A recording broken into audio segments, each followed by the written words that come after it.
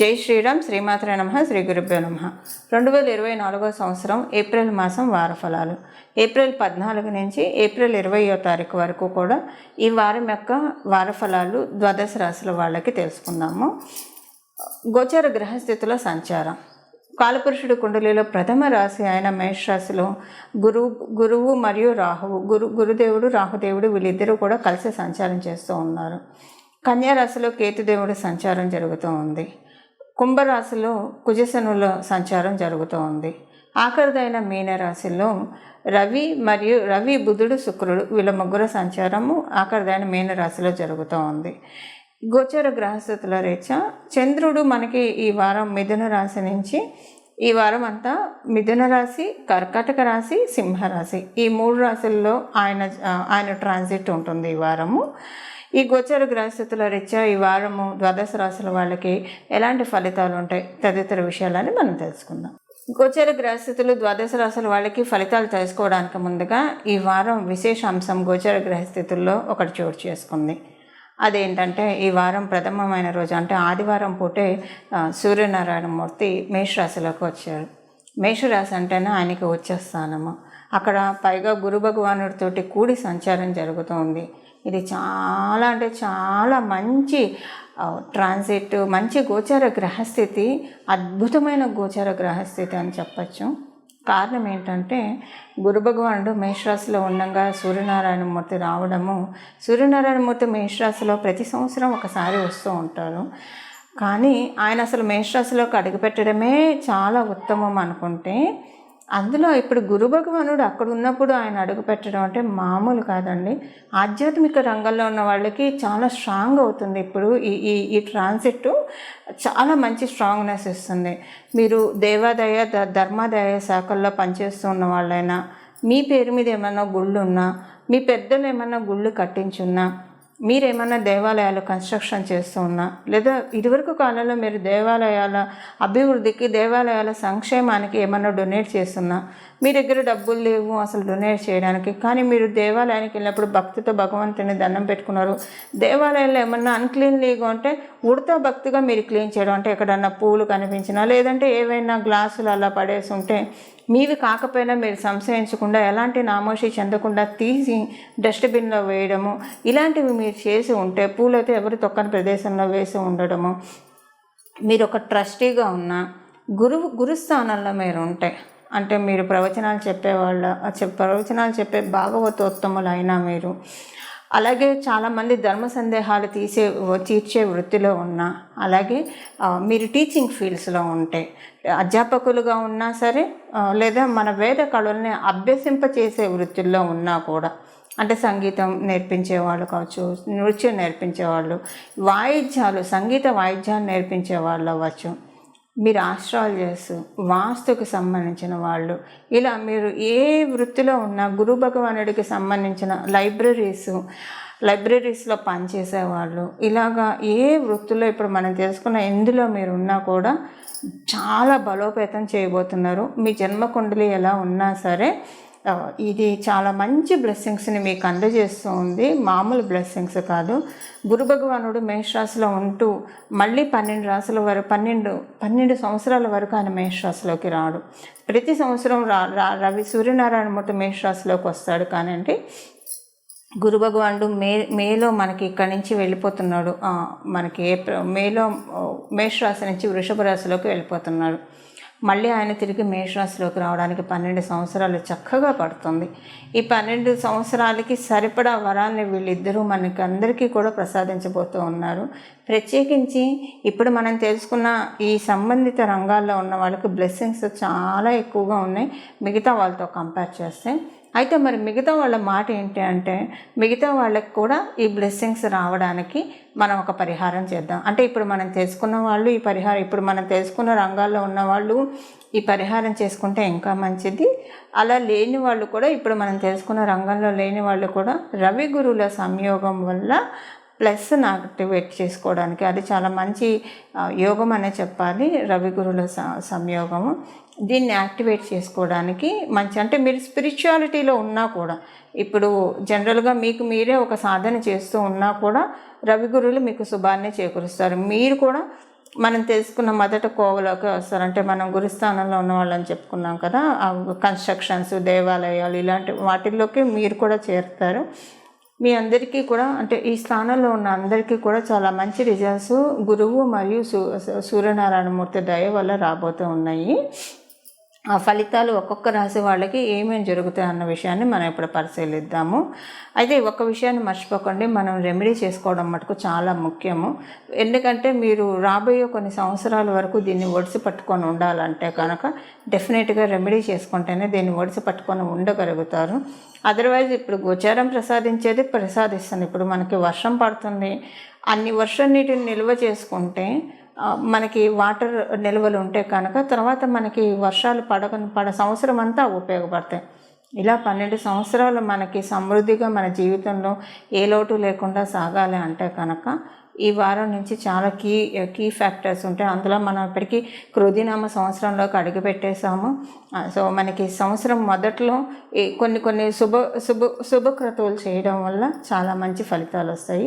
ఇప్పుడు మన ద్వాదశ రాశుల్లో ఒక్కొక్క రాశి వాళ్ళకి ఎలాంటి ఫలితాలు రవి గురులు మరియు మిగతా గ్రహస్థితులు ప్రసాదించబోతున్నాయి, ఈ విషయాలు ఒకసారి మనం ఫోకస్ చేద్దాం.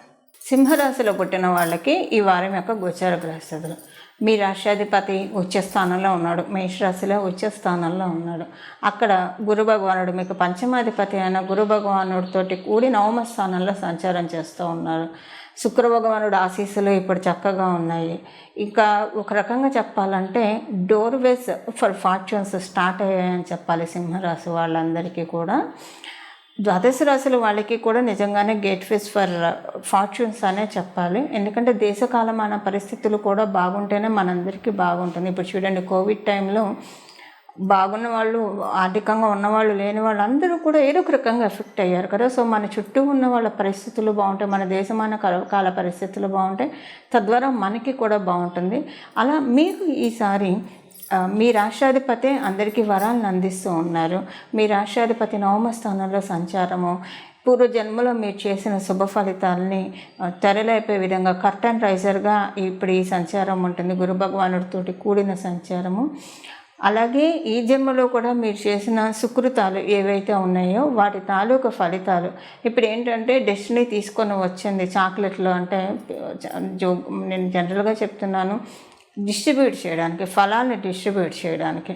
సో ఈ ఫలాన్ని డిస్ట్రిబ్యూట్ చేసే విధంలో అన్ని రాశుల వాళ్ళకంటే ఒకంత ఎక్కువ సింహరాశిలో పుట్టిన వాళ్ళకి ఎక్కువగా ఉన్నాయని చెప్పాలి. సింహరాశిలో పుట్టిన వాళ్ళందరికీ కూడా ఇక్కడి నుంచి శుభ పరంపర స్టార్ట్ అవుతుంది. మీ జన్మజాతకం బాగోకపోయినా కూడా మీరు ఊపిరి పీల్చుకునే విధంగానే కాకపోయినా ఇంకా కొంత ఎక్కువగానే ఇక్కడి నుంచి ఆరంభం అవుతుంది. నేను ఇందాక చెప్పినట్టు మేషరాశి నుంచి గురు భగవాన్ వృషభ రాశిలోకి వెళ్తే 12 సంవత్సరాలు రాడు. సో కనీసం రాబోయే 3 సంవత్సరాల వరకు మంచి అదృష్టాన్ని ఇవ్వడానికి ఇప్పుడు ఈ సంచారం గురు రవిల సంచారం మేషరాశిలో చోటు చేసుకోబోతూ ఉంది. ఇది మీకు చాలా మంచి ఫలితాలను ఇస్తుంది. ఇప్పుడు అదృష్టం అంటే ఉద్యోగస్తులకి వర్తిస్తుంది, వ్యాపారస్తులకి వర్తిస్తుంది, పెళ్లి కోసం ప్రయత్నించే వాళ్ళకి వర్తిస్తుంది, దాంపత్య జీవితంలో విభేదాలు ఉన్న వాళ్ళకి అది సర్దుమణగడానికి వర్తిస్తుంది, సంతానం కోసం ప్రయత్నించే వాళ్ళకి ఇంకా అదృష్టం అంటే మన జీవితంలో ఎందులో అయితే మనం లోటు వెలితితో బాధపడుతున్నారో అవి ఫిల్ అవ్వడము. ఇప్పుడు ధనపరంగా మీరు అసంతృప్తిగా ఉన్నారనుకోండి, ఉదాహరణకి మీ వ్యాపారంలో కావచ్చు లేదా మీ ఉద్యోగంలో కావచ్చు, అది ఫుల్ఫిల్ అయిపోతుంది. ఇంకా ధనపరంగా మనకి ఇంకా భగవంతుని ఎంతకంటే అడిగినా కూడా సబబు కాదేమో అనుకునే విధంగా ఈ కమింగ్ 3 years ఇప్పుడు చోటు చేసుకునేది ఈ వారంలో చోటు చేసుకుంటుంది. కానీ ఈ ఫలితాలు కమింగ్ 3 years వరకు కూడా, రాబోయే 3 సంవత్సరాల వరకు కూడా స్ట్రిక్ట్గా అప్లికేబిలిటీ ఉంటుంది. మీరు వీలైనంత వరకు స్పిరిచువల్గా ఇంక్లైన్ అవ్వడానికి ప్రయత్నించండి. ద్వితీయ స్థానంలో కేతు భగవానుడు సంచారం జరుగుతూ ఉంది కాబట్టి ఆయన అడ్డు చెప్పకపోయినా ఆమోదించే స్థితిలో లేడు కాబట్టి వీలైనంత వరకు మెడిటేషన్ ఎక్కువగా చేస్తూ ఉండండి. మీ రాష్ట్రాధిపతి కాబట్టి ఇందాక నేను చెప్పినట్టు బెనిఫిట్స్ అందరికంటే ఎక్కువగా మీకు రావడానికి చాలా చక్కటి అవకాశాలు ఉంటాయి. ఇవి గోచర గ్రహస్థితుల ఫలితాలు మీ సింహరాశి వాళ్ళందరికీ కూడాను. చూశారు కదండి మీ రాశి వాళ్ళకి ఏ ఫలితాలు. ఇప్పుడు మనం పరిహారాన్ని తెలుసుకున్నాం. ఈ వారం పరిహారం వచ్చేసేసి మీరు ఈ వారం అనే కాదండి, ఇది మీరు ఇక్కడి నుంచి ప్రారంభించి, అంటే ఇప్పుడు మనం తెలుసుకునే 14వ తారీఖు నుంచి ప్రారంభించి మళ్ళీ వచ్చే 14వ తారీఖు వరకు కూడా, అంటే మే 14వ తారీఖు వరకు కూడా ఇప్పుడు మనం తెలుసుకోబోయే ఈ పరిహారాన్ని కంటిన్యూ చేయడానికి ప్రయత్నించండి. దీనికోసం మీరు చిన్నగా డొనేషన్స్ చేయాలి. మీ శక్తి ఎంత ఉంటే అంత డొనేషన్స్ చేయడానికి ప్రయత్నించండి. ఈ డొనేషన్ దేనికి చేస్తారు? గోశాలకు చేయండి, ఏదైనా దేవాలయానికి చేయండి, దేవాలయంలో ఉన్న పురోహితులకి ఏదైనా మీకు తోచిన దక్షిణ ఇచ్చి వారి ఆశీస్సులు అందుకోవడానికి ప్రయత్నించండి. ఇప్పుడు మనం తెలుసుకున్న ఈ రోజుల్లో ఏ రోజు చేసినా పర్వాలేదు. మీకు కుదిరితే కనుక మనం తెలుసుకున్న వ్యవధిలో, అంటే ఈ ఏప్రిల్ 14 నుంచి మే 14 లోపల కనీసం ఒక 3 సార్లు దానాలు చేయడానికి ప్రయత్నించండి. 3 సార్లు కుదరని వాళ్ళు ఒక్కసారి ఇచ్చినా పర్వాలేదు. ఎవరెవరికి డొనేట్ చేయాలన్న విషయాన్ని ఇప్పుడు నేను చెప్పాను. ఇంకా ఎవరెవరికి చేయాలనేది నేను చెప్తాను. గోశాల ఒకటి, కన్స్ట్రక్షన్ అవుతున్న దేవాలయాలు ఒకటి, ఆల్రెడీ కన్స్ట్రక్షన్ అయ్యి పునరుద్ధరణ కోసం ఏమన్నా మహదవకాశాన్ని ఇచ్చి ఉంటే దానికి మీకు తోచినంత, శక్తికి మించి చేయమని చెప్పి ఎవరు చెప్పరు. మీకు తోచినంత, మీ ఇంటి దగ్గర ఉన్నది కావచ్చు, మీకు తెలిసిన చోట కావచ్చు. ఇలాగా ఇప్పుడు కొన్ని సంస్థలు ఉంటాయి, ప్రజలకి సేవలు చేసే సంస్థలు, అలాంటి వాటికి మీరు డొనేట్ చేయడము. కొన్ని చోట్ల అనాథ శరణాలయాలు ఉంటాయి, అలాంటి చోట మీకు తోచినంత అమౌంట్ వాళ్ళకి డొనేట్ చేయడము. వయోవృద్ధులు ఉన్న అనాథ శరణాలయాలు కూడా ఉంటాయి, హ్యాండిక్యాప్డ్ ఉన్న అనాథ శరణాలయాలు ఉంటాయి. వాళ్ళకి మీకు తోచినంత డొనేట్ చేయడం వల్ల చాలా చక్కటి ఫలితాలు ఉంటాయి. బయోలాజికల్ గురువులు మీకు ఎవరైనా ఉంటే కనుక, మీరు ఎవరినైతే గురు సమానంగా భావిస్తూ ఉన్నారో వాళ్ళకి కూడా మీకు తోచినంత ఏమన్నా వాళ్ళు చేసే సేవా కార్యక్రమాలకి మీరు డొనేట్ చేస్తే కనుక, ఇప్పుడు చేసే ఈ డొనేషను మీకు పూర్వజన్మ పుణ్యాన్ని యాక్టివేట్ చేస్తుంది. ఈ జన్మలో మీకు రావాల్సిన యోగాలు, మీకు జన్మ కుండలీలు ఫ్రీజ్ అయిపోయి ఉంటే అవన్నీ కూడా అన్ఫ్రీజ్ అయ్యి మీకు ఫ్రీ ఫ్లోగా, అంటే ఇప్పుడు చూడండి అన్నీ కళ్ళ ముందే కనిపిస్తున్నాయి, ఏ పనులు అవ్వట్లేదు, అన్నీ ఇక్కడ దాకా చివరి దాకా వచ్చి ఆగిపోతున్నాయి, అసలు ఏం అర్థం కావడం లేదు. ఇలాంటి సిచ్యువేషన్స్ మనకి జీవితంలో వస్తూ ఉంటాయి. అలాంటివి రాకుండా ఈ పరిహారం చేసుకోవడం ద్వారా మిమ్మల్ని మీరు పరిరక్షించుకోవడానికి చక్కగా అవకాశం ఉంటుంది. ఇప్పుడు మనం తెలుసుకునే ఈ సెగ్మెంట్లో ఎవరికైనా కూడా మీరు డొనేషన్స్ చేయడము, అలాగే దాంతోపాటు మేధా దక్షిణామూర్తి స్వామి వారి శ్లోకాన్ని ప్రతిరోజు వినడానికి ప్రయత్నించండి. మీరు చదివితే ఇంకా మంచిది. ఒక 3 సార్లు చదవడం, కానీ మీకు చదవడం రాకపోతే అప్పుడు 3 సార్లు వినడం, ఈ రెండిట్లో ఏదో ఒకటి చేయండి. ఈ డొనేషన్స్తో పాటు చక్కటి రవి గురుల ఆశీస్సులు మీరు అందుకోండి. ఈ సూర్యనారాయణమూర్తి మరియు గురుదేవుడు ఆశీస్సుల వల్ల మన జీవితంలో జరిగే ఫలితాలు ఏంటంటే, ఉద్యోగంలో, వ్యాపారంలో గ్రోత్ ఉంటుంది. మీరు చేపట్టే ప్రతి పనులు కూడా విజయవంతంగా ముందుకు సాగుతాయి. అలాగే మీకు ఏదైనా ఆపర్చునిటీస్ చివరి దాకా వచ్చి ఆగిపోతూ ఉంటాయి. అదృష్టం ఆతృటిలో తప్పిపోయే వాళ్ళు చాలామంది ఉంటారు. అలాంటి వాళ్ళందరికీ కూడా ఈ పరిహారం ఉపకరిస్తుంది. మీరు శక్తి ఉంటే కనుక లోపత్వం చూపించకుండా దానం చేయండి. పిన్నాస్తనం మటుకు దానంలో చూపించకూడదు. శక్తి ఉంటే కనుక చేసినా పర్వాలేదు అనుకుంటే. మీకు శక్తి లేకపోతే అప్పు చేసి చేయకూడదు. ఈ రెండు మటుకు మీరు గ్రహించుకోండి. మీకు శక్తి లేదు, ఒక మనిషికి అన్నదానానికి ఇవ్వచ్చు, ఒక మనిషికి అన్నదానానికి ఇవ్వడానికైతే ఉంటుంది కదా, అది లేదు. మేధా దక్షిణామూర్తి స్వామివారి స్తోత్రం వినండి 3 సార్లు, లేదా చదవండి, సరిపోతుంది. మీకు శక్తి ఉంటే కనుక లోభత్వం చూపించకుండా ఇప్పుడు మనం తెలిసిన ఫీల్డ్స్లో ఉన్న వాళ్ళకి దానం చేయడానికి ప్రయత్నించండి. దీనివల్ల ఏంటంటే రవి గురువులు పరిపూర్తి ఆశీస్సులు మనం చేసిన వాళ్ళందరికీ చక్కగా వస్తాయి. ఇది ఇప్పుడు చేసుకోవాల్సిన పరిహారము. ఈ పరిహారం చక్కగా చేసుకోండి. మేధా దక్షిణామూర్తి స్వామివారిని ఆరాధించండి. దీనివల్ల మన జీవితాల్లో సకల సమ్మంగళాన్ని మనం ఆహ్వానించడానికి మనం ఒక ఇన్విటేషన్, అదృష్ట దేవతకి ఒక ఇన్విటేషన్ ఇవ్వడం అనమాట. అమ్మ మా ఇంటికి రా అని చెప్పి. అంటే ఎప్పుడు మనం అలా అదృష్ట దేవతకి ఇన్విటేషన్ ఇవ్వడం అనేది విడిగా మనకి జరగదు, ఇప్పుడే జరుగుతుంది. మళ్ళీ ఇలాంటిది అవకాశం మనకి రావాలంటే మళ్ళీ 12 సంవత్సరాలు వేచి ఉండాలి. ఈ విషయాన్ని మీరు మర్చిపోకండి. అదృష్ట దేవతకి ఇన్విటేషన్ అంటే ఇప్పుడు ఒక్కొక్కసారి కొంతమందికి ఫ్లూక్లో అనుకోకుండా పెద్ద రాజకీయ నాయకులను కలిసే అవకాశం ఉంటుంది. వాళ్ళు బహిరంగ సభలకు వచ్చినప్పుడు కూడా ఎంత ప్రోటోకాల్ అన్నా ఒక్కొక్కసారి కలిసే అవకాశం ఉంటుంది. సో లేదంటే అనుకోకుండా ఎవరైనా రిఫరెన్స్ల ద్వారా అయినా కలిసే అవకాశం ఉంటుంది. ఇప్పుడు ఈ ప్రోటోకాల్స్ అన్నీ మనం బౌండరీస్ బ్రేక్ చేసుకొని అదృష్ట దేవత మన ఇన్విటేషన్ని అందుకోవడానికి రెడీగా ఉంది.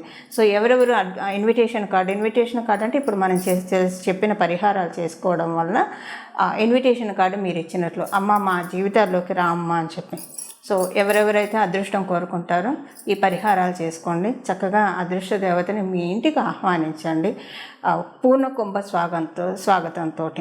అలా మీరు చక్కగా అదృష్ట దేవత యొక్క ఆశీస్సులు చక్కగా మీరందరూ అందుకుంటారని చెప్పి భగవంతుడిని మనస్ఫూర్తిగా నేను కూడా కోరుకుంటూ మంగళం. నమో భగవతే వాసుదేవాయ.